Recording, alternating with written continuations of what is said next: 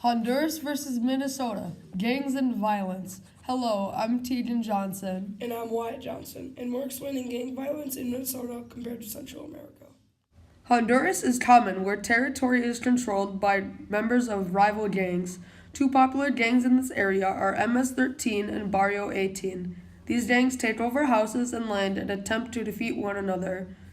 Different sources estimate there are between 12,000 and 40,000 members in Honduras. These gangs will take over houses and families very swiftly and efficiently. They tell the family they have 24 hours to leave their home or they get killed. Fearing for their life, the families will flee.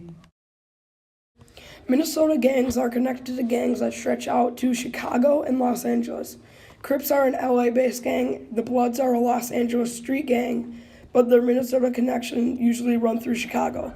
Other major gangs in Minnesota have a connection through Chicago.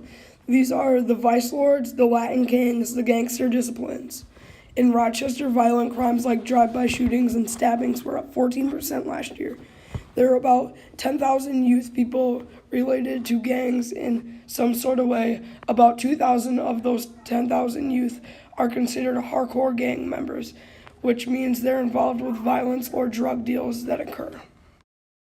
However, not all gangs are for violence and fighting. The majority of small local gangs deal drugs to one another without any violence. Violence occurs when the gangs need something or they were mistreated. Gangs are not afraid to hunt down and kill people. People join gangs to stay safe from gangs coming for their family.